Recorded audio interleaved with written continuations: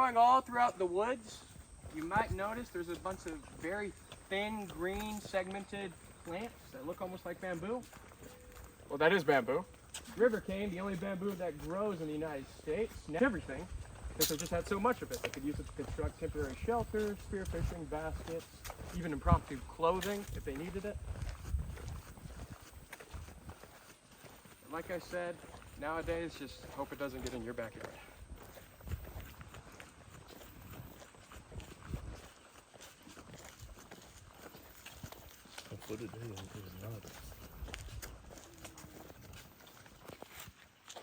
To actually get into the cave, we've got a lovely 30 or so descending steps to go down, so I recommend you guys use the handrail. And when I let you in, there's going to be one last step past the door. These steps, not too big of a deal, but if you don't know that last step is there, it's super easy to trip on it, so just be careful as I let you in. When you're ready, you can follow me.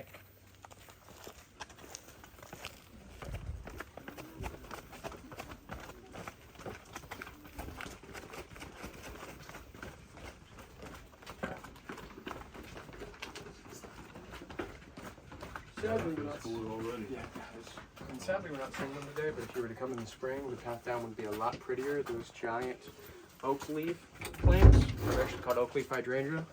Is it Flowers, cold inside? Very huge. Oh my gosh. It's colder. Thank you. It'll feel like 70 degrees around that, maybe a little bit more. Just be careful, as I said, as I let you in. Don't go down that slope into the first room just yet. Just stay up there at the top. I'll be right behind you just a second. I don't see anything.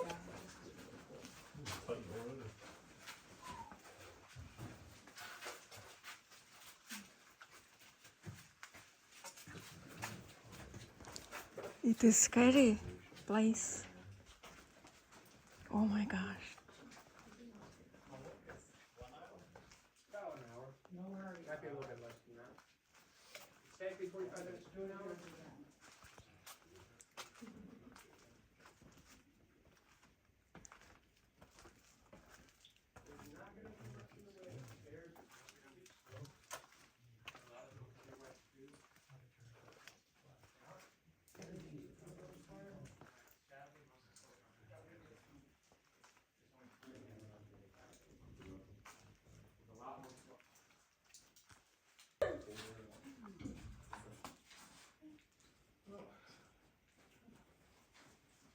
Almost jumped the gun, but as long as you got down there safe, we're good right now.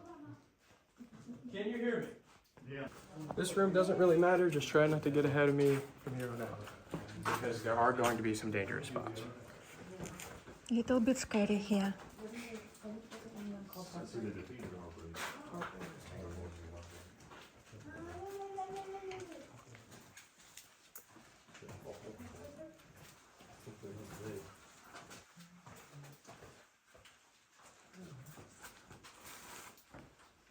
Welcome to the entrance room, which creative name, I know. But even though this is the first room of the tour, one thing that makes it special is that this is the deepest point of the entire cavern. Not where we're standing right now. It's actually down there with the blue light called the basement, about 65 feet below the surface. But you're probably thinking, especially if you've been inside another cave before, that doesn't sound that deep, because it's not.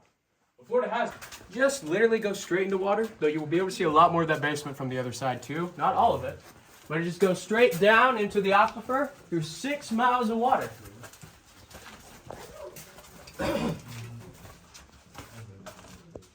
Yeah, but as I said, you can see a lot more of that basement from the other side right here.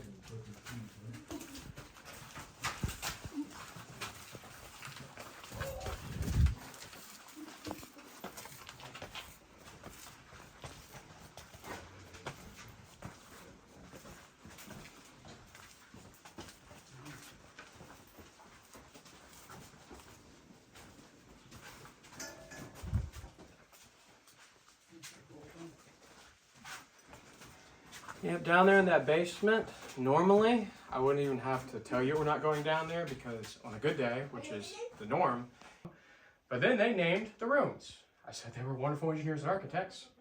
They weren't really scientists, like I said, so instead of naming the room something, I don't know, scientific, they typically named it something they personally found funny. They called this the wedding room because they thought that informations. That first column that I mentioned up there to my left, that is a lovely 9 million years old, which is quite a bit older. This thing looks pretty much the exact same as it did when the first pair of eyes that we know of looked at it. The first person we know of who came down here in 1937, like I said, would have seen pretty much the same exact thing because 1937, less than 100 years ago, hasn't been an inch of growth since. From the beginning of your life to the end, this place is going to look pretty much the exact same. You'll be lucky if you live a single inch of growth. Any questions before we move on to room number 3? Touch anything but the handrail.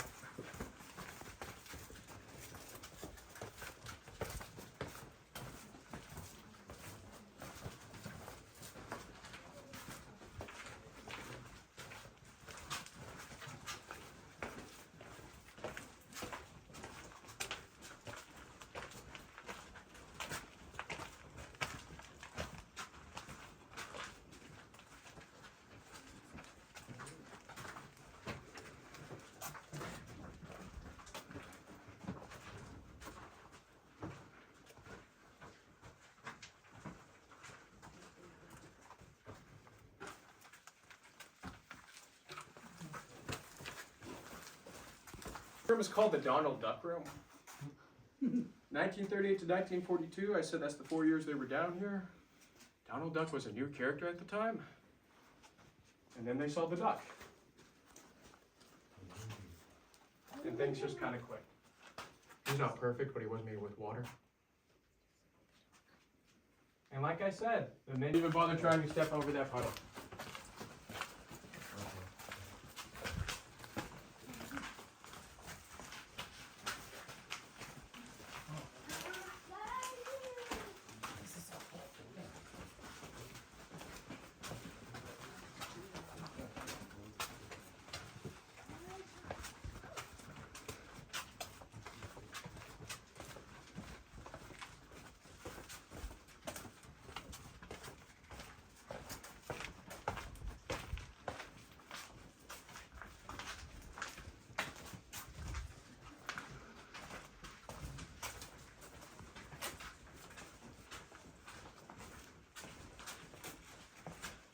Like I said, when you exit the hallway, there's a couple puddles on the left you probably want to watch out for. Right there. Right there. А! На голову капает.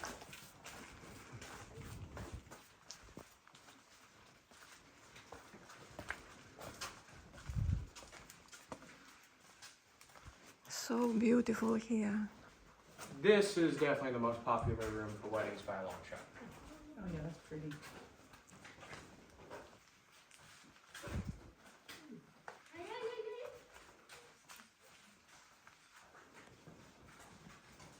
Water. Normally it is, like 10 months every year. If you guys are lucky, this is probably the first time in 10 months it's had any water in it to begin with. Definitely not filled up to the room. But if you want to see it, even though it's not where it's supposed to be right now, follow me up this right path because it's right up there. Then come back down the left path. That's supposed to be Argentina right there. I guess that's Brazil. Maybe it's up there somewhere. That's Peru. Like I said though, normally that would be filled to the brim with water right now. The only 2 months of the year it's supposed to be bone dry. January and February. So that thing was dry until this month since literally last September. Like I said, that's supposed to be Argentina right there. That's supposed to be Brazil. Bolivia's up there somewhere.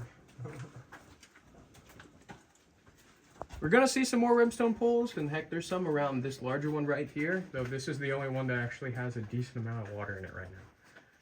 It's also definitely the largest by far. I get to turn off the lights for a second. If you want to experience total darkness, that means no light at all. A pinprick of light, your eyes adjust. No light, they don't. I mean turning off any phones, watches, just anything that emits light, just keep it off or covered at the very least, though off is definitely preferable. You don't have to do that, but the thing you have to do is thing number 2. When the light on 3. 3. Scary.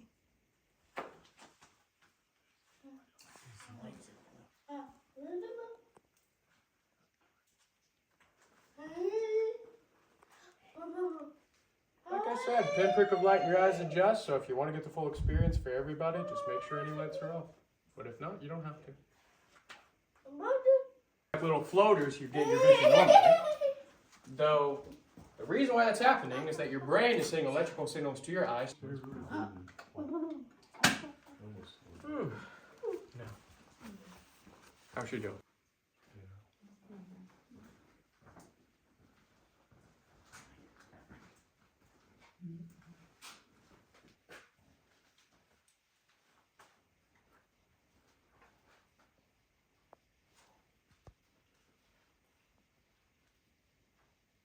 You can hit your head on the right, but the main thing is that tunnel down there. It's 100% man-made, and I guess back then when they made it, people were shorter.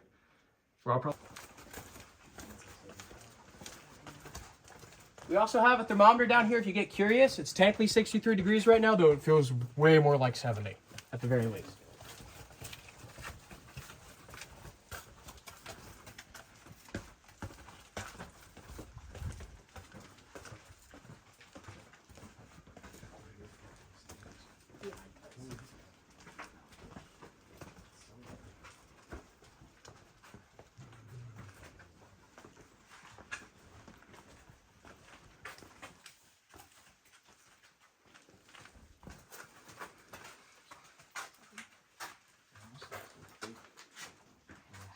Welcome to the waterfall room. Now normally I would not have to tell you why this is called the waterfall room, because in the center of the room, we got a large flowstone formation created by flowing water, because at the top there's a hole that goes all the way up to the surface called a natural air vent. It's how air gets in down the cavern naturally. It's also how water can get down here pretty fast. And that water would normally be rushing down into some of these rimstone pools like the one I showed off in the last room, and eventually they overflow. It'd be like a bunch of tiny waterfalls under one big one.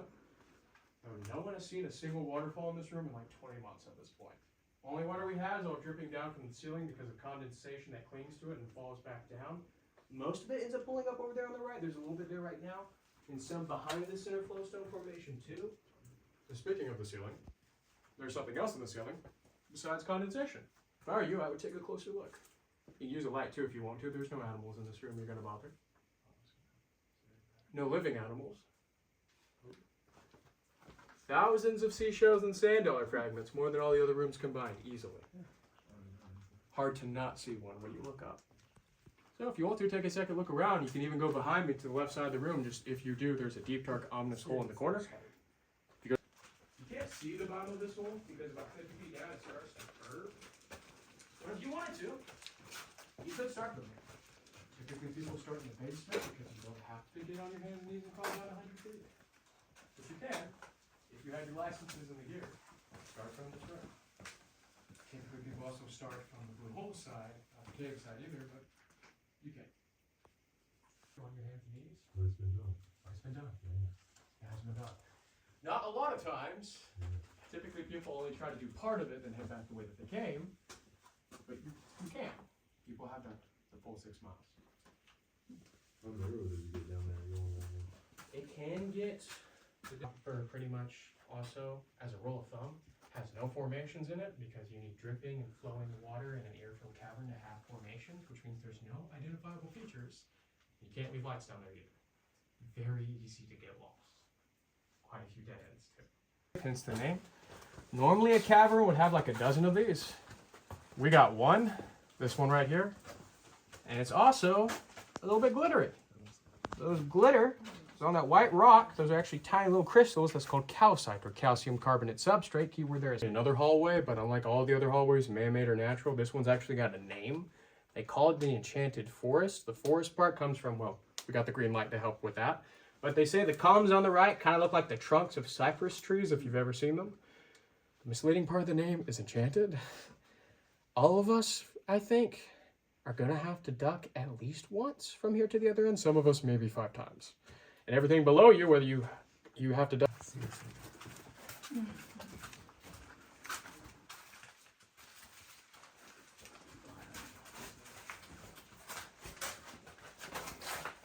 Here's the #1 spot right towards the end that most of us are probably going to have to duck. And right to the left of it is that 15-foot slide that I mentioned. So just be careful right here coming out. When you do come out of the hallway, the slope going down is a little wet too, so just definitely be careful until you get on some flat ground again.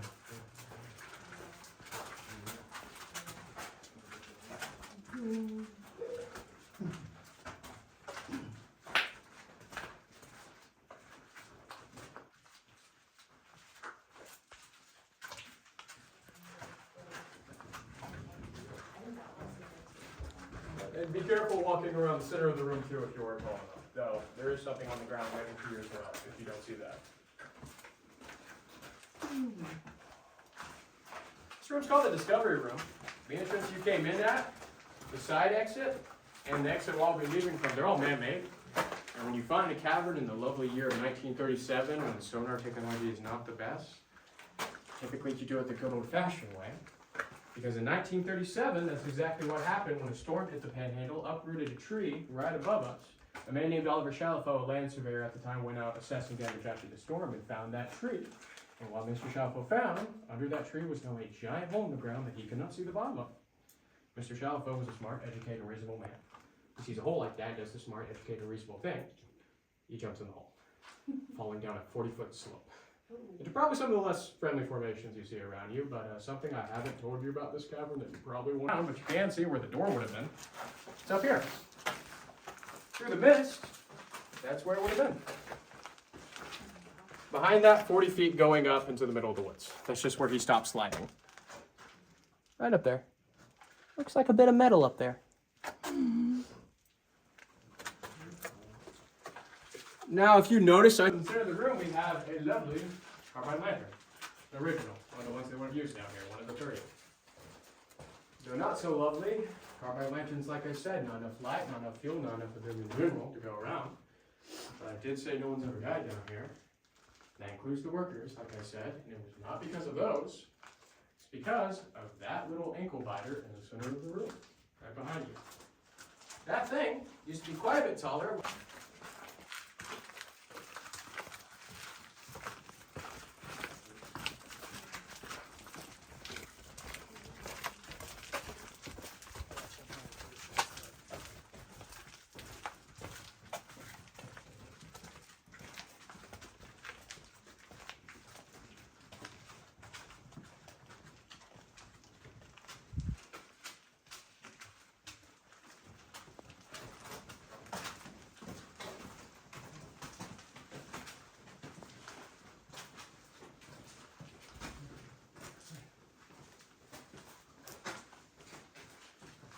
So the reason why it's supposed to get just a tad bit colder, if you noticed at all, our lovely AC unit.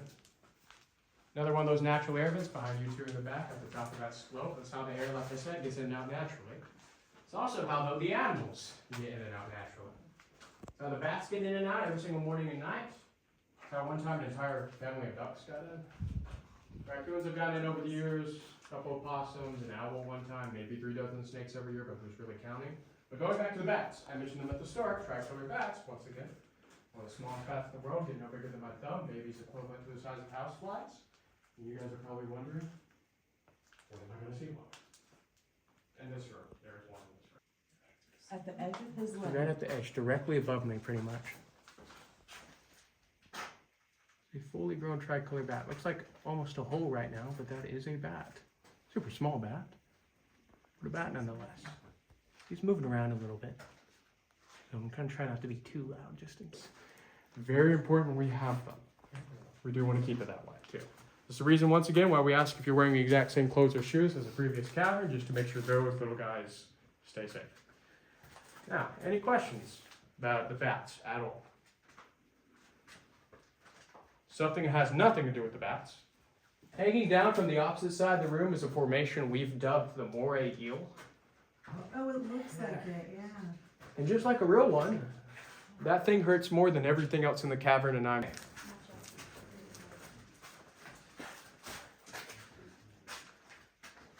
Yep, just watch your head right here. Now, you might be able to notice it has claims and victims right there. It's a strand of human hair. You get close enough. So definitely watch your head.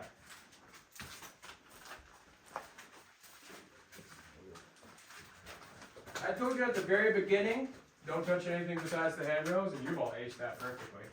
Sometimes I do get a full group of 25 third graders, though, that's fun. Just do it once again. Don't touch anything besides the handrails, no exceptions. So I would say if there wasn't an exception, because you can touch this one. This column right here looks a little bit different from everything else you've seen so far. First of all, it's super wet. It's covered in water every single day of the year because of thing number 2 that's covering it. That dark gray stuff, that is not a mineral. That is oil from hundreds of thousands of human hands going back to 1940. That oil builds up, literally starts to look.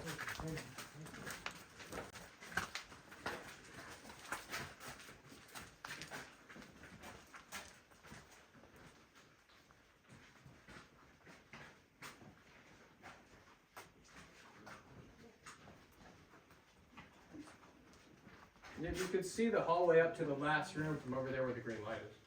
There she's looking.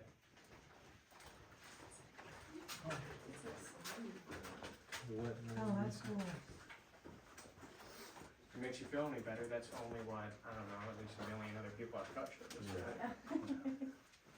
Wash your hands after this. That's what we do after every tour, I promise you. Now, from here, at the bottom of these steps, all the way to the exit is a group of hallways and rooms called the catacombs, named after real catacombs. A lot of the members of the CCC were veterans of the First World War, so they went to Europe. Saw the ones under Paris and under Rome. Thought these down here were similar, named them, moved on. Use this handrail if you need one, because this is it. This is the last handrail in the cavern. It's not hanging like it was. It's all cut up in the ceiling, but if you just shine a light at it, it's hard not to see it. There it is. Shells. Quite a bit of it. Quite a bit of hair right here. Oh my gosh. So if you're more curious about it, just shine a light at it. It's really hard to miss. And then we can stand up right here and wait for everyone else to get down.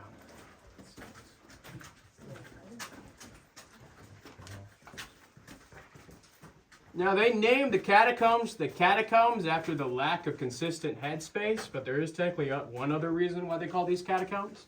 The crawl spaces, to the left, to the right. Real catacombs have them. Typically in real catacombs, that's where the recently departed would be. We don't have those, thankfully. From the bottom of those steps, going all the way to the exit, about a quarter of a mile, including any dead ends, that was the height of the catacombs. You had to belly crawl the entire way. Dig out on average maybe 4 feet of limestone down per square foot with the chisel and a bucket. They typically didn't dig up. Sometimes they had to, but they were very afraid of the ceiling not staying where the ceiling would be if they touched it too much. And like I said, it's been called the New Deal, which was created by Franklin D. Roosevelt to take care of government workers and their families. So since you had nothing else to spend your money on, and most of them had a background in farming that was coming off. Much of this, but if you don't, please don't tell me. I don't want to know. We got a lot more of the catacombs to get through, though. So watch your head. Look up before you come up. It's going to be like another 100 steps before we're all going to be able to actually comfortably stand up. So just be careful until then. When you're ready, you can follow me.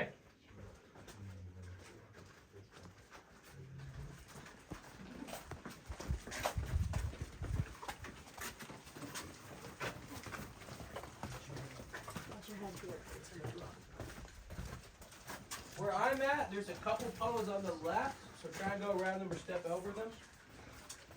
Easy to avoid once you know they're there, though.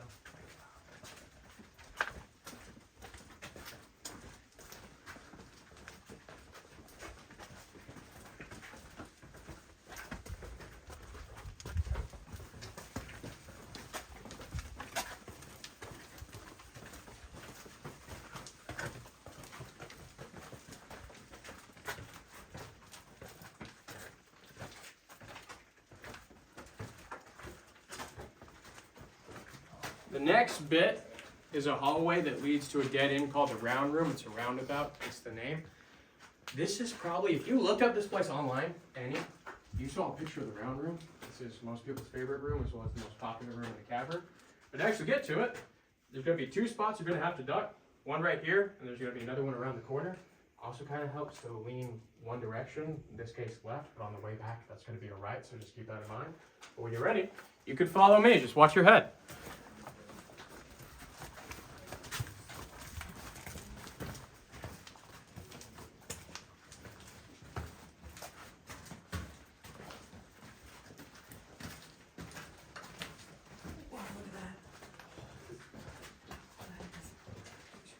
Yeah, around the corner, duck over here, probably lean left as well. No.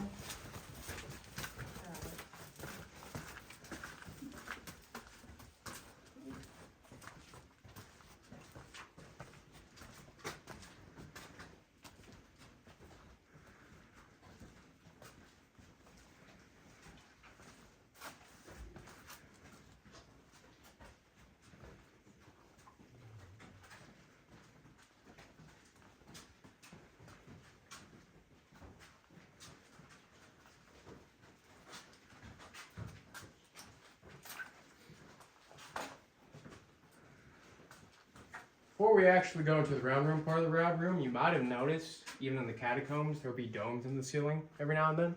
Wow. Those are called solution domes. Those are actually the beginnings of sinkholes, created by whirlpools when this place used to be being eroded out. Don't go straight through the middle.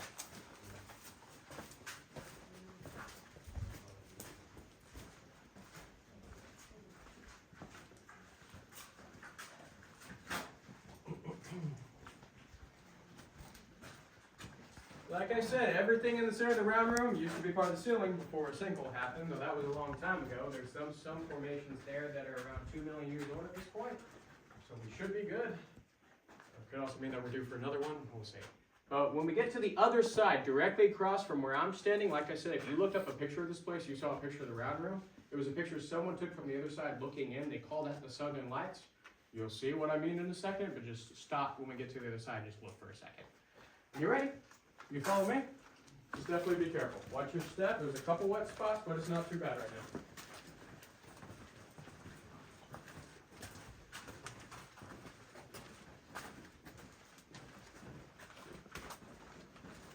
Right where I'm standing, right here, looking towards the center, that is the first picture that will pop up if you look at this place online. They call that the Southern Lights. It's not exactly natural, but it is pretty nonetheless. After you get enough of it, take a picture if you want to. Whenever you're ready, I'll be waiting for you at the beginning of the round room. Yep.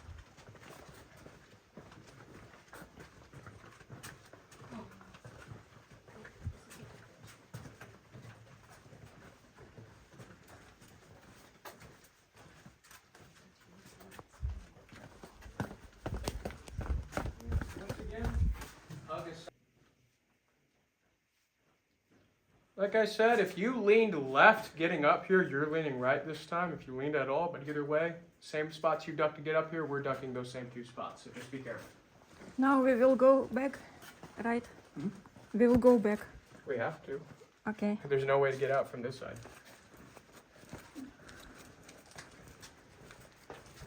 Like I said, helps to lean right.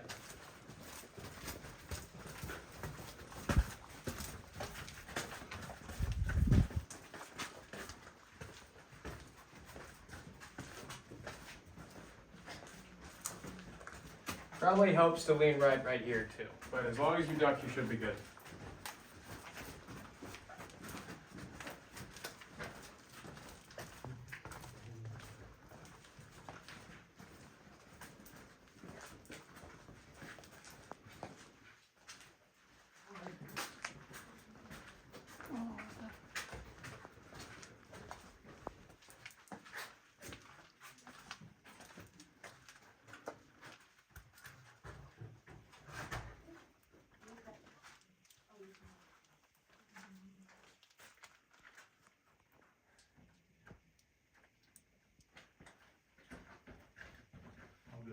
Get through this. I've had a couple people crawl. They probably didn't need to. They were both like 8 years old, but if you want to, you can crawl.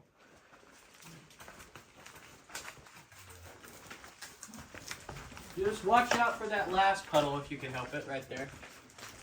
Harder to see.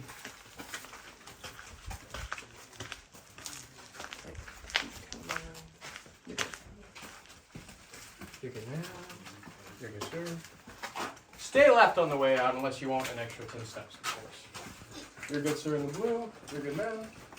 A little bit more. You're good, sir. You're good, sir. You're good, man. All right, you're good. So, technically there's one more obstacle. This is called the chandelier room, because the chandelier, as you can see though, she's doing it pretty easily, because this thing is easy. As long as you go left to right sideways, easiest thing in the world. Do not go under it. No, I don't think anyone was going to try to. The ceiling is going to start to taper down too after a couple steps on the other side, so watch your head. And there is a ginormous puddle at the entrance to the next room, so hug right or left. Just don't go straight through the center. If you want the most amount of headspace, by the way, go to the opposite side of the room from me. So as long as you can find a spot you don't need to duck, you're probably good. So like I said, you had all the space you could ever want over there if you want more of it. Like I said, hug left or right. go the side opposite. All right. It's going to be a bit of a temperature change. Just a little bit. If you have glasses, they might clog up. Just to give you a warning. There's also going to be one spot up there you're going to have to duct tape patch to the left.